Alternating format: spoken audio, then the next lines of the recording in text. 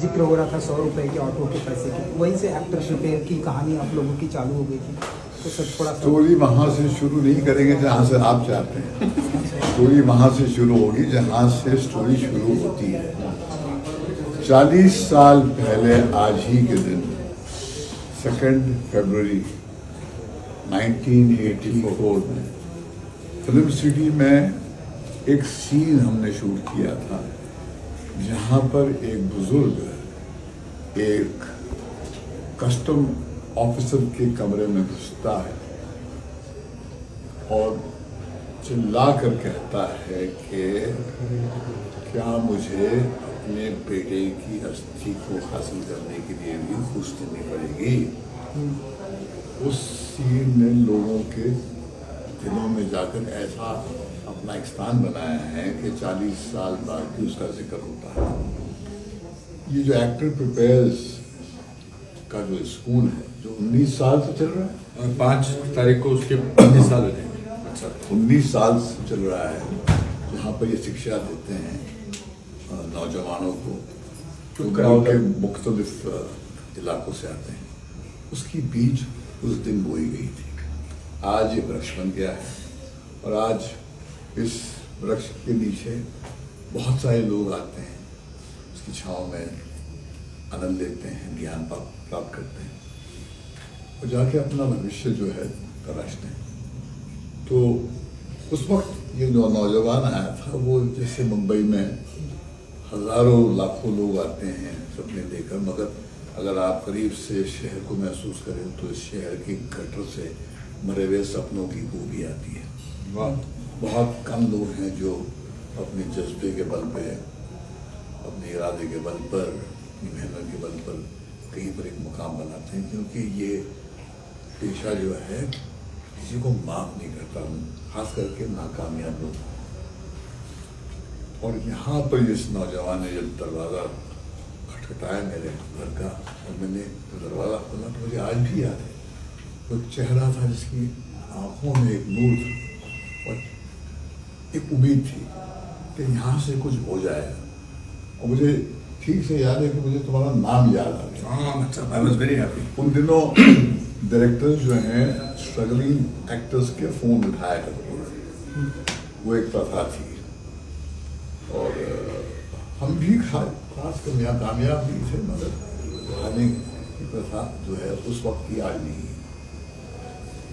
तो वहाँ से इस नौजवान का सफ़र शुरू हुआ। 28 साल का था जब से मैंने एक 65 ईयर्स ओल्ड कैरेक्टर का किरदार दिया। लोगों को लगा कि एक बूढ़े का रोल होगा। उनकी जहनियत पे तरस आया मुझे कि जो मैं बनाने जा रहा हूँ वो मुझे पता है, तो शायद इस बच्चे को भी पता नहीं था कि क्या बना रहा हूँ मैं। मगर इसकी जो खास बात है, इसकी एक्टिंग की कला, ये तो गोल्ड मेडलिस्ट थे जब आए थे, ये शिक्षा देते थे लोगों को एक्टिंग के। मगर जब ये इसकी जो खास बात है वो समर्पण करना। समर्पण का जो ज्ञान है ना, ये कोई आप किसी को दे नहीं सकते, वो आपकी फितरत में, आपकी रूह में होता है या तो नहीं होता। जब तक आप समर्पण नहीं करते, उस किरदार को वो बिल्कुल अपनाते नहीं हैं, तब तक वो संभव ही नहीं है कि ज़ारान जैसी परफॉर्मेंस आते हैं जो मैंने कल 84 के बाद में देखी। मैंने कल 40 साल बाद। हाँ, मैंने लास्ट देखी थी मॉस्को में। बच्चन साहब थे, गाडगिल साहब थे, इंफॉर्मेशन मिनिस्टर। रशिया में ऑफिशियल एंट्री थी, वहाँ पर स्पेशल क्रिटिक्स अवार्ड मिला था।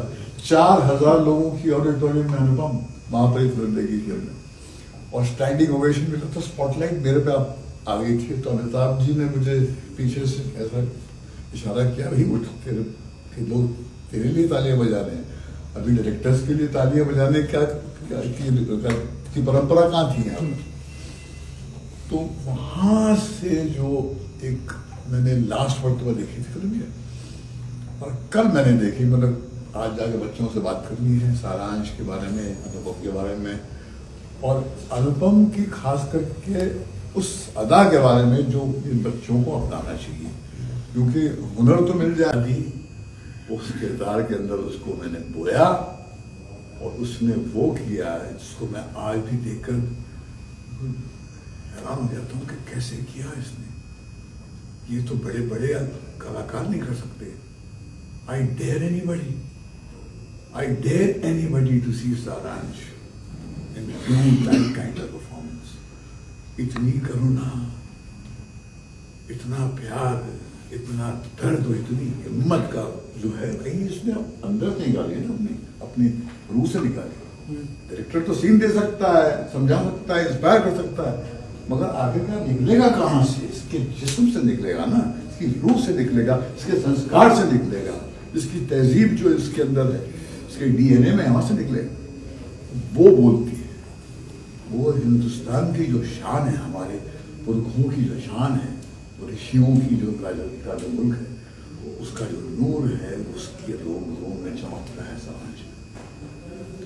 तब मैं और बच्चा टैक्सी में घूमते थे और टैक्सी में शूटिंग में जाते थे.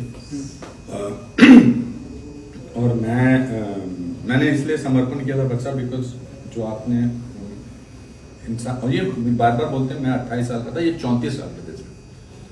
और 34-year-old मैन टू थिंक, तो मेरे पास और कोई चारा नहीं था. मैंने आज लिखा भी है कि उस फिल्म में सिर्फ टैलेंट की वो नहीं थी. उस फिल्म में वो सारे साल जो बेइज्जती के थे, जो लोगों का मतलब ना मानना, उसमें सारा डाला गया था. पर हम टैक्सी में घूमते थे और फिर उसके बाद परंपरा ये हुई टैक्सी में. समझ में आ रहा है आपको? टैक्सी में. और फिर हम एक बार टैक्सी में घूम रहे थे तो एक आदमी, पिक्चर रिलीज हो चुकी थी और हम जा रहे थे, तो वो आदमी बोला ए टैक्सी में.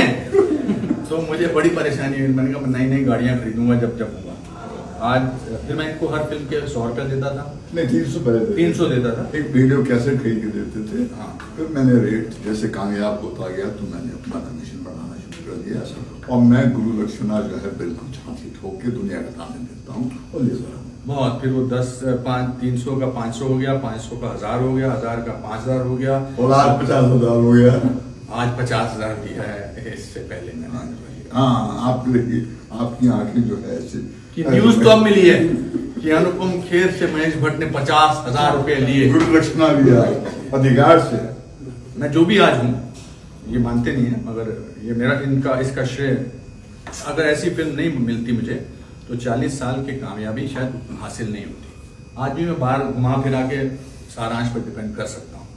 एक ही फिल्म चाहिए होती है इस तरह की. हाँ, ये बात सही है. एक ही फिल्म चाहिए होती. अगर मार्लन ब्रांडो को जिसको गॉडफादर से जानते हैं, ऑब्विचुअली फिल्म आपकी ऑब्विचुअली की फिल्म होती है.